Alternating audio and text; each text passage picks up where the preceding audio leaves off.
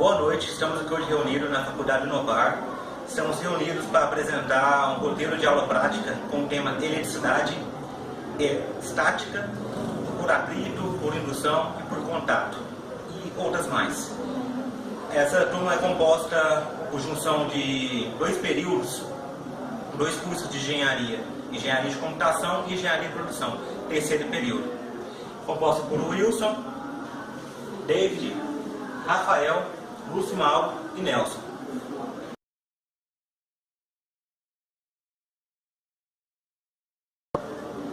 Iremos iniciar agora o roteiro de aula prática experimental.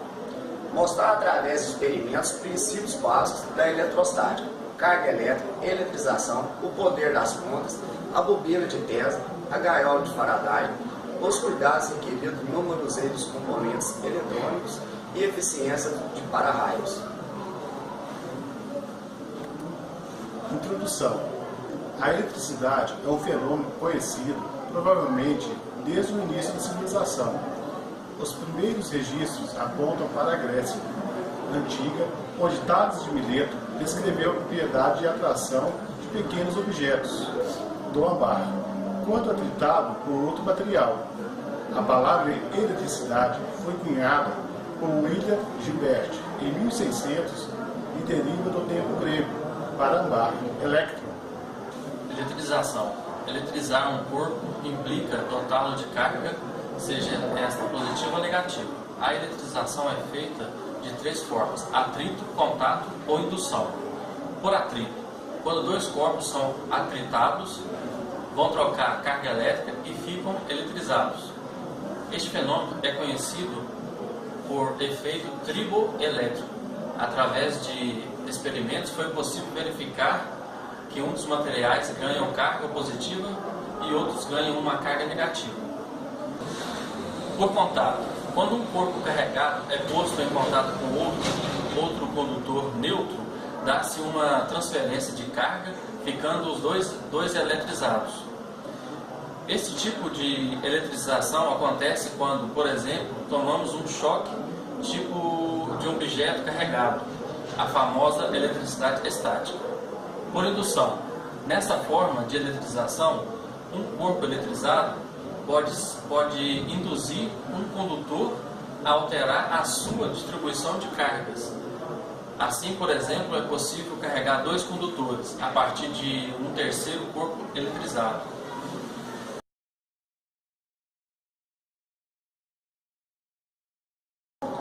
Iremos iniciar agora o nosso primeiro experimento, que é a eletrização por atrito. Nosso objetivo é o quê? Eletrizar um corpo por atrito. Eletrizar por atrito é um processo bem simples de geração de cargas eletrostáticas. Ele pode ocorrer sempre com dois corpos de materiais diferentes são esfregados um no outro.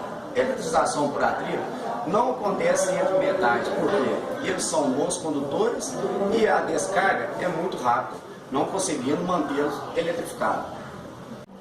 O material utilizado será um tubo de meia por 18 centímetros, com a base para suportar o tubo, vários pedaços de papéis alumínio, dois tubinhos de milkshake e uma flanela com um pedacinho de fio de cobre rígido para sustentar um dos canudos para o nosso experimento.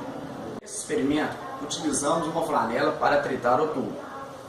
Ao esfregarmos o tubo com a flanela por várias vezes e depois encostamos outro pedaço de papel alumínio picado, observamos que o tubo atrai os pedaços de papéis.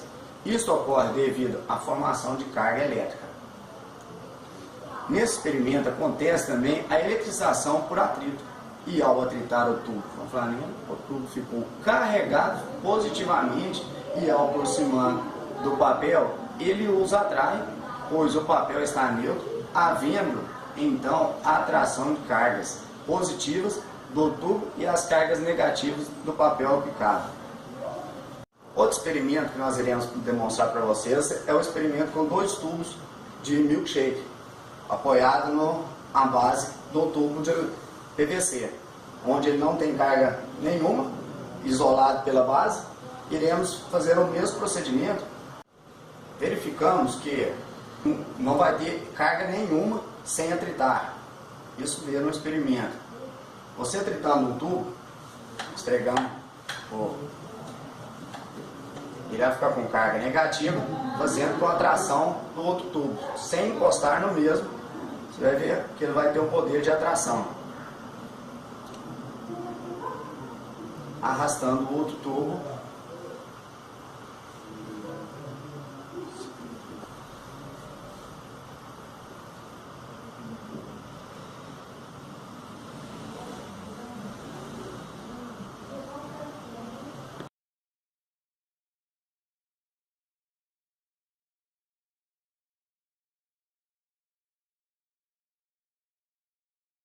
Os princípios da experiência anterior, notamos que a ionização com atrito ocorre quando atritamos o corpo e tentamos encostar. Isso ocorre porque as cargas se atraem. Agora, vamos dar início à ionização por indução, de maneira que, ao atritarmos dois canudos, eles se repelem. Isso acontece porque as cargas são iguais. Isso acontece de maneira que os canudos se repelem um do outro. Eles não se encostam.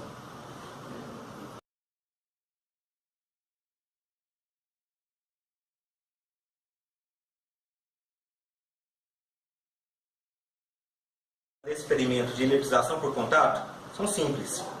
Utilizamos tubo de PVC, fácil de encontrar. Esse base preta pode ser qualquer coisa que mantenha ele sem nada, solto, equilibrando, ok?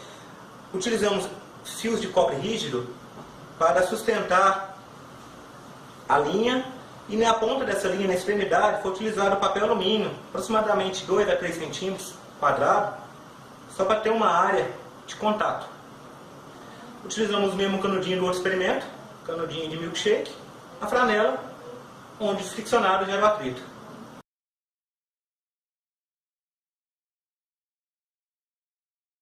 Vamos apresentar agora o experimento de eletrização por contato.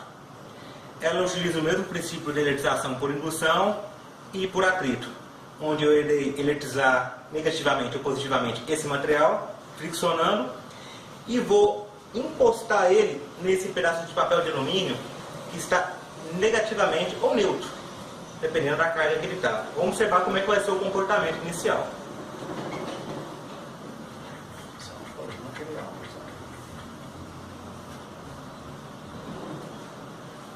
Observamos que de início o canudinho atraiu o pedaço de alumínio. No momento que esse pedaço de alumínio entrou em contato com o canudinho, encostou no canudinho, a eletrização, as cargas elétricas que estavam no canudinho, passou para o papel alumínio. E nesse momento ele passou a repeli-lo e não atraí-lo. Não sei se vai estar dando para ver corretamente na câmera, mas ele está empurrando o papel alumínio. E reforçando, eu não atritei o papel alumínio. Essa carga foi transportada por contato do canudinho para ele. Vou repetir o experimento. Vou segurar ele para descarregá-lo. Vamos tentar mudar o ângulo para ver se fica mais fácil de enxergar.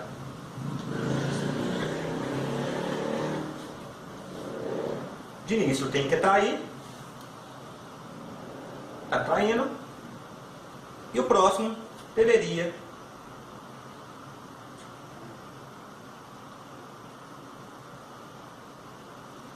então, está balançando um pouco o vento, mas você vê que ele está tendendo para lá, se o vento ajudar.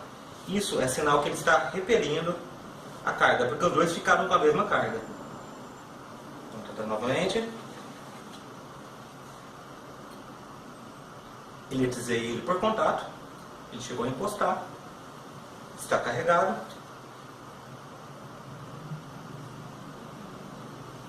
Dando para enxergar bem na câmera, ok? Então, isso é eletrização por contato. Utilizando o mesmo princípio, reforçando que eu não encostei, eu não excitei o papel de alumínio. É simplesmente por contato, ok?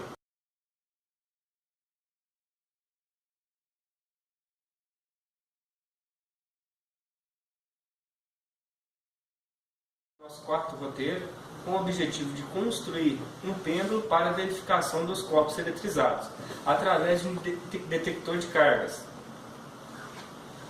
O pêndulo eletrostático é formado por um suporte, uma base isolada que não conduz corrente elétrica, e um fio de seda com uma esfera metálica pendurada.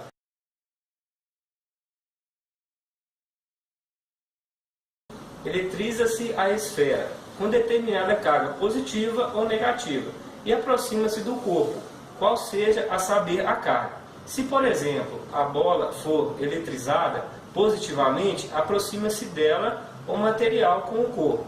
Esta estará eletrizado negativamente. Se, ao contrário, a esfera repelir-se, o corpo estará eletrizado positivamente. Está utilizando o mesmo material que foi realizado no experimento no terceiro roteiro. Vamos dar início, a continuidade ao nosso experimento. Temos um canudo, de milkshake. Ele está sem carga, está neutro. Então vamos aplicar uma carga positiva neste canudo.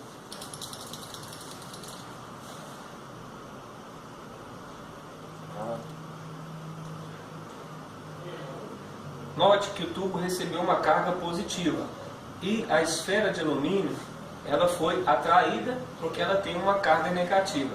Note que os dois se atraem porque suas cargas estão em sentidos opostos.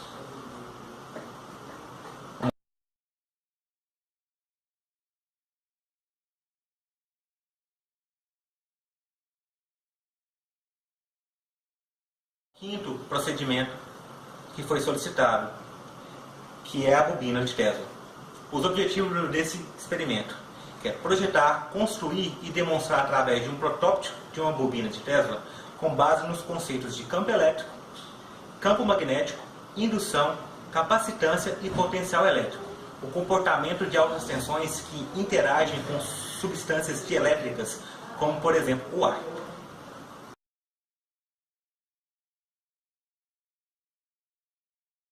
Introdução.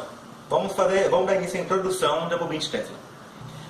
Na segunda metade do século XIX, Nikola Tesla, engenheiro iugoslavo, radicado nos Estados Unidos, realizou muitas experiências com correntes alternadas de altas frequências acima de 100 kHz, buscando inicialmente uma forma de gerar e transmitir correntes elétricas a grandes distâncias sem inconveniente de enormes perdas causadas pelo efeito Joule, associado à utilização de corrente contínua em materiais condutores.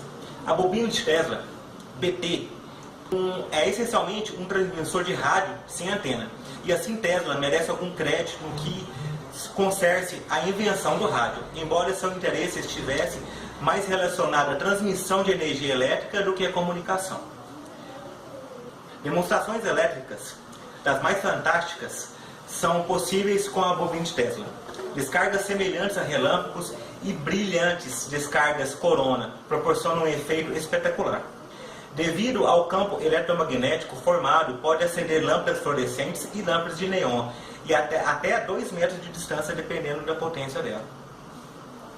Por causa de sua alta frequência, a bobina de Tesla provê um modo relativo, seguro, para demonstrar fenômenos que envolvem a alta tensão.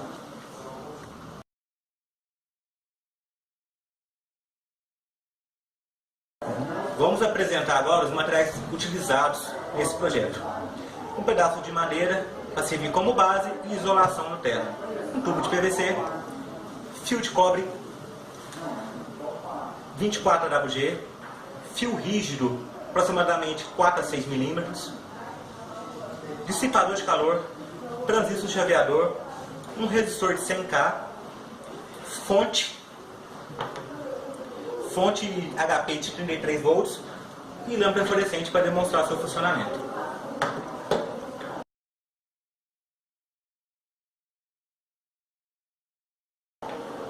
O procedimento consiste em utilizar o tubo de PVC, enrolar o fio de cobre, dando aproximadamente 380 a 400 voltas. Esse fio de cobre se tornará a bobina secundária da nossa bobina de Tesla. O fio de 4 milímetros rígidos vou enrolar em torno dessa primeira bobina, aproximadamente entre 5 a 6 voltas, que será a minha bobina primária. O meu transistor, que foi colocado no dissipador de calor para não ocorrer a queima do mesmo, devido à alta temperatura que é gerada interna, ele é alimentado pela fonte de 33 volts, alimenta essa bobina e chaveia ela por terra. Eu estou sempre jogando positivo e negativo nela. A base desse meu transistor pega um retorno da bobina secundária, que está sempre pulsando, com isso gerando uma alta frequência e sempre uma realimentação para o circuito, transformando meus 33 volts iniciais para aproximadamente 7 a 10 mil volts. Esses 7 a 10 mil volts ocorre a transferência de energia pelo campo magnético, ionizando o ar e transformando o ar condutivo. Vamos demonstrar isso através da lâmpada fluorescente, que essa tensão, esse campo eletromagnético que está em torno, é capaz de acender uma lâmpada. Isso acontece porque dentro da lâmpada temos partículas de mercúrio, e esse campo eletromagnético que está aqui em torno canaliza e guia esse fluxo de mercúrio, ocasionando a luz, iluminando. Que vocês podem ver aqui. Agora vou mostrar o campo. Através dessa caneta de teste, que é muito utilizada em oficina elétrica para ver fase, se tem tensão em um cabo ou não, a gente vai mostrar o raio dessa simples bobina, o raio que ela transporta de carga elétrica em torno dela. Vou estar ligando o equipamento. Observe que a uma certa distância o equipamento não detecta nenhum campo elétrico. Ao aproximar da bobina, o equipamento vai apitar. Isso mostra que esse campo está eletrizado. Então, com um simples projeto que você consegue encontrar em pequenas eletrônicas, em casa, restos de equipamento, a gente montou um rádio que gera alta frequência e campo magnético.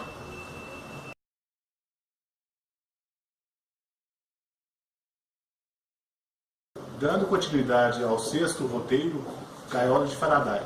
Objetivo: demonstrar através de um experimento simples que uma superfície condutora eletrizada possui campo elétrico nulo em seu interior, dado que as cargas se distribuem de forma homogênea na parte mais externa da superfície condutora. Ou seja, iremos demonstrar como pode ser feito uma blindagem eletrostática.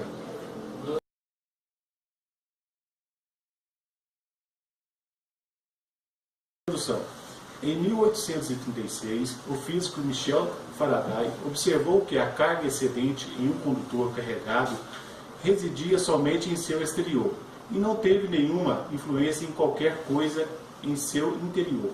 Para demonstrar esse fato, ele construiu uma sala revestida com folha metálica e permitiu altas descargas de alta tensão de um gerador eletrostático para atingir o exterior da sala. Ele usou um eletroscópio para mostrar que não havia carga elétrica presente no interior das paredes da sala. A gaiola de Faraday protege o conteúdo de seu interior de campos elétricos estáticos.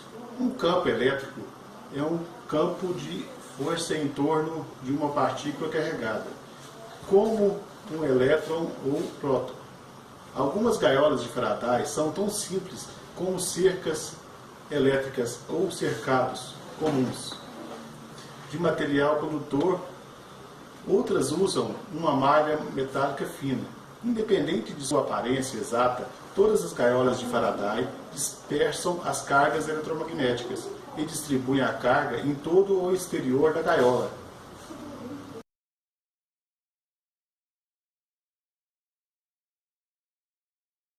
Material utilizado: uma peneira metálica, um pedaço de papel alumínio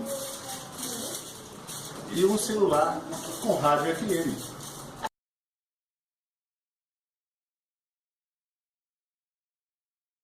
Para este experimento, deve-se utilizar o papel alumínio como base de uma superfície para o celular. O rádio FM do aparelho do celular já ligado deve-se envolver e com a peneira metálica. Como a transmissão de rádio funciona através da propagação de ondas eletromagnéticas, pode-se perceber que o sinal irá se extinguir e o rádio não funcionará perfeitamente. Ele impede que as ondas eletromagnéticas se propaguem à gaiola, comprovando assim a teoria de Faraday.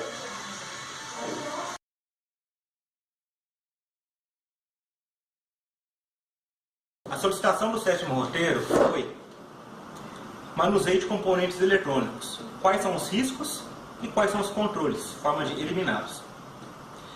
O objetivo é demonstrar de forma simples e prática os controles aplicados no manuseio seguro de componentes eletrônicos, citando os riscos causados pela ESD e os métodos de evitá-los.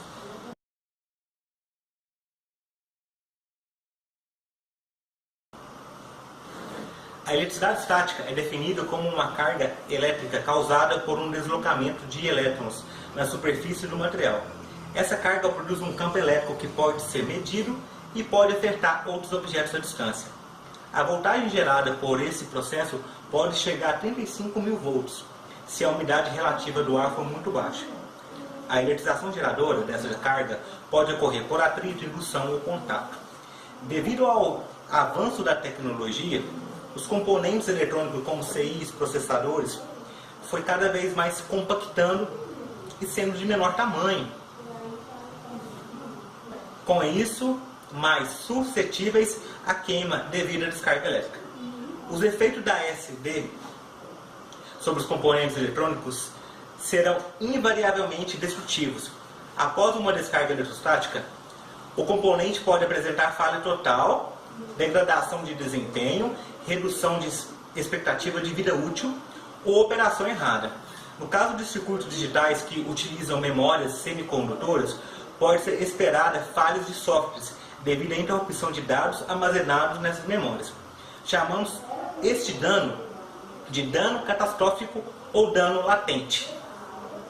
Para não deixar que essas descargas atuem diretamente nos circuitos, tomamos o cuidado do manuseio dos equipamentos, como o uso de procedimentos, equipamentos isolantes, aterrantes, evitando assim esses prejuízos.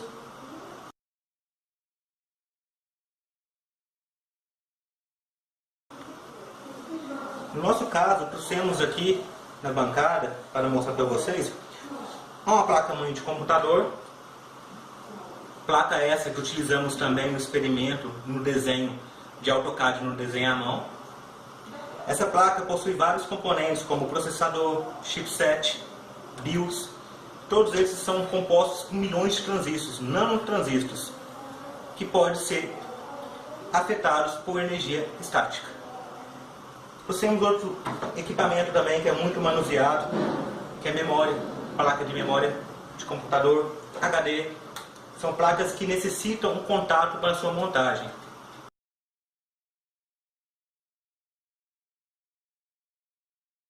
Materiais utilizados para demonstração: embalagem antistática, ESD, placa-mãe de computador, HD em memória, pulseira antistática e luvas antistáticas.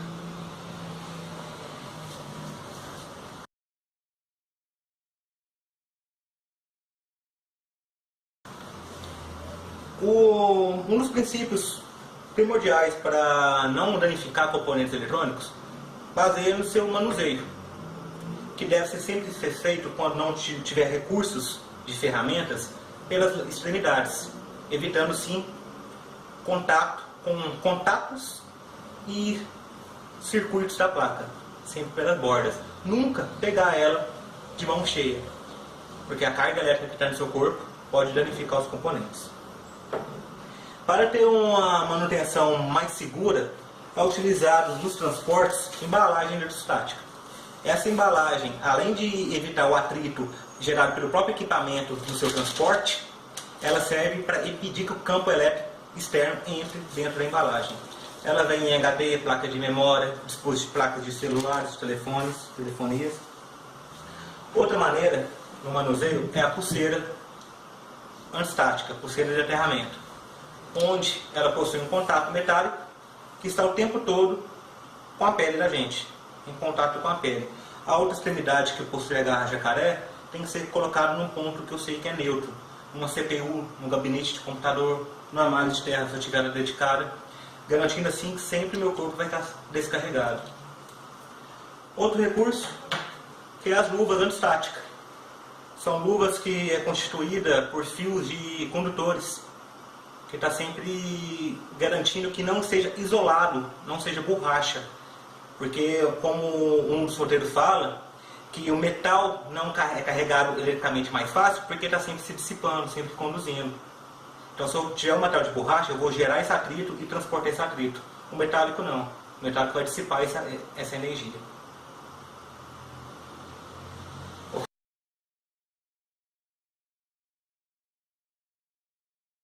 Vamos dar agora início ao nosso 8º experimento, eficiência de para-raios. Objetivos: explicar qual a função e como é o funcionamento de um para-raio, a importância da instalação de um sistema contra descargas atmosféricas e os danos que podem ser causados na soldadeira.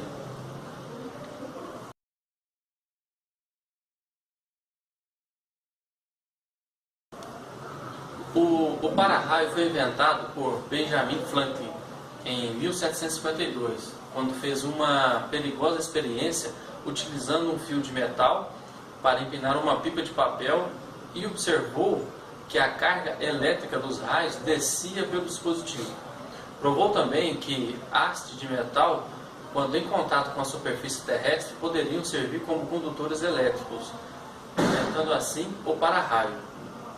Um para-raio é uma haste de metal pontiaguda que é conectada a cabos de cobre ou de alumínio de pequena resistividade que vão até o solo. As pontas do para-raio servem para atrair os raios. Assim que o raio é atraído, ele é desviado até o solo pelos cabos e dissipado no solo, sem causar nenhum dano nas residências. O fato de falar que os para-raios atraem os raios é uma maneira para compreendermos melhor.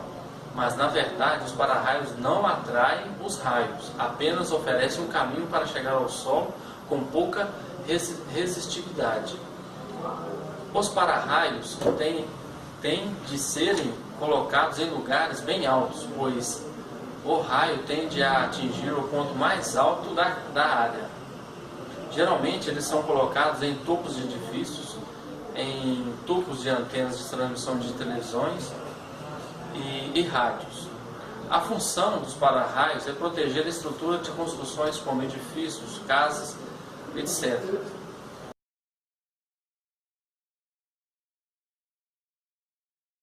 O material utilizado é experimento da bobina de Tesla, geradora de raios, tubo de PVC de 6 por 150 mm, corpo do para-raios, fio de cobre rígido de 0,5 mm, material da ponteira, cabo flexível condutor, alterra e garra de jacaré.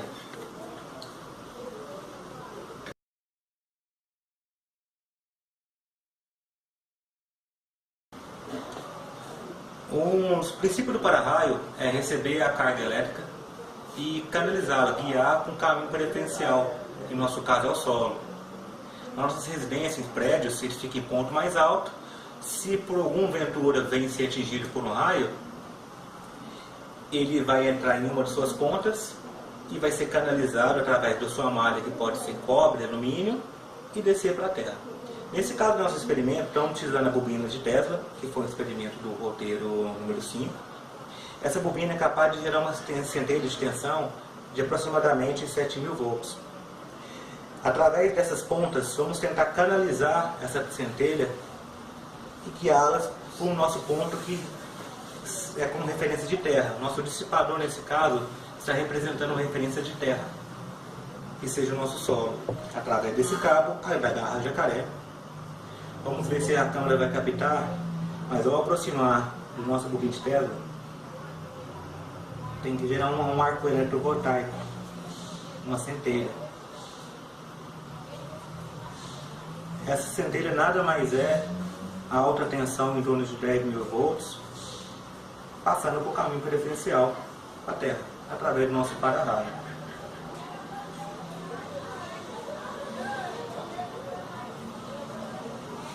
O cinegrafista está dando para aparecer aí?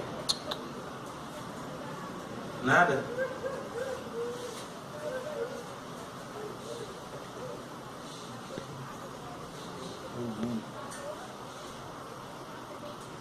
Vamos pegar a câmera e aproximar aqui perto, por favor.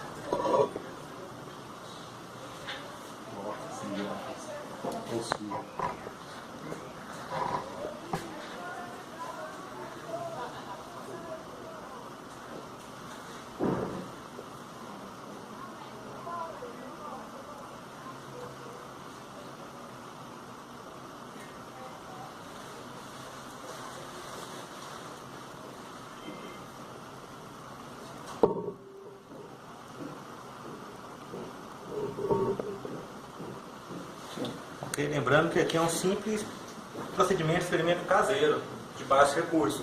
Então, essa tensão de baixa corrente proporcionando uma faísca minúscula.